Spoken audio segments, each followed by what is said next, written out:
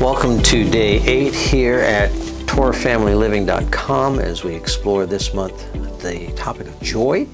And we're looking at Isaiah chapter 66 verses 12 through 14. And we're piggybacking off what we had learned yesterday. And it's important, if you haven't seen yesterday's little talk that I did, you might want to backtrack and look at that, because it kind of sets the foundation to these next few verses that we are reading, verses 12 through 14. Let's read them together. Isaiah chapter 66. For thus says Yahweh. Now let me just stop right there. Whenever we're reading scripture and we see this, here is an inauguration. Here's the preamble, if you will. Thus says Yahweh. We need to really pause and think. This is the creator of the universe has spoken through Isaiah to write down this text so that you and I can read it, so that we can understand it and we can hear the voice of God. This is God speaking to us today. That's how important. So just wanted to throw that out there. Thus says Yahweh. See, I am extending peace to her like a river, her meaning Jerusalem, and the esteem of the nations like a flowing stream, and you shall feed, and you shall be carried on the side and be fondled on her knees.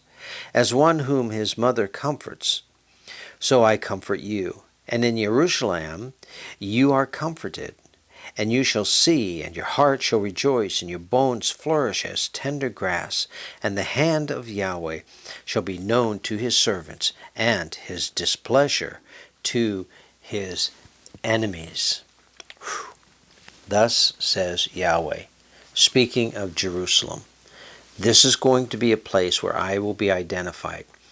Often we use the analogy and the metaphor of Yahweh's tent, that we come into his tent. When we take on his name, we become heirs, sons, daughters, and we come into his tent. So we follow his instructions, his rules. We live under his rules, his establishment, because he's the father of the house. He's the head of the house. He's the Aleph, the bull, the leader. He is the head guy, and we follow and submit to all of his instructions. And he has established a place that the whole world can understand this is his place. And it's interesting, even today, here in 2024, we see with all the mayhem going on, there's so many nations that are focusing on Jerusalem and focusing on Israel. They either have a hate relationship with him or they have a love relationship with her. They either want to see Israel succeed or they want to see Israel to fail or literally be destroyed. Why? Because the Father put his name there. He established Jerusalem and that land as his land. Not the children of Israel. That's the Father's land. And for a while, the children of Israel were not able to come into the kingdom because he was punishing them for their disobedience, which we see he does at the end of this verse 14, and his displeasure to his enemies is evident.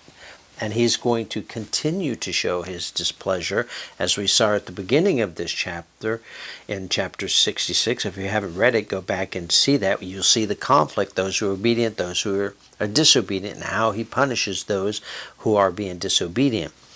For us, as we look at this, us meaning those that are putting our trust and faith in Yahweh, who are looking to Jerusalem as this metaphor of being in him. If we are in him and we have this loving commitment that surrounds us, and we have this tangible physical a place that we can look to, Jerusalem, knowing that it is his. This is the place where he has established his name. And futuristic, the new Jerusalem coming down, we know that we will be in his presence, or be able to be in his presence because of Yeshua. And in all of this whole process, trying to weigh out the entirety of Yah's word and bringing it all together so that it has understanding for us. And in Jerusalem, you are comforted. We have a comfort in knowing this is our roots. This is our foundation. This is our sure foundation. And that it's a foundation that is built on Yah himself, because this is his. And we are in him. Therefore, we can have joy, as we learned that joy is not an emotion, but it is coming to a knowledge that brings forth trust, which allows us to put that trust in him, because we have learned that he is the foundation, he is our security, he is the one that wants to lovingly embrace us if we teshuva. So all these concepts and principles all work together, and throughout the scriptures, as we're looking this month, we're learning that the joy of Yahweh, his joy that can be upon us, is through obedience and following his instructions.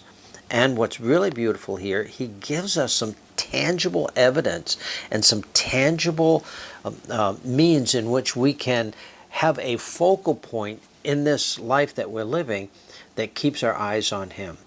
Where he tells us to pray for the peace of Yerushalayim. It's that peace of not the city that's over there now, although that is the representation of the tangible part, but the Jerusalem that's supposed to be there, and that brings peace and restoration and a relationship with the Father. And that's what we're supposed to be looking toward. So as we look to the city of Jerusalem, may our minds reflect immediately on whose city it is and who it belongs to and who is the covering of that city, and that is our Father, our Creator, Yahweh. And it's only because of his Son, Yeshua, that we have this ability to be able to look to and have a relationship with this landmass that is the Father's. That is our home, where we are looking to go back to. And in the future, and hopefully not the very distant future, those of us that are his will make a second exodus and go home to where we belong, and that's with our Father. Well, I hope this has been a blessing to you and an encouragement. Keep looking up and pray for the peace of Jerusalem. Pray for our brethren everywhere, that we would remain faithful and true. And in so doing, that brings a peace and a joy in our hearts that can't be expressed by thought or emotion. It just is, because that's how the Father's established it. Till next time.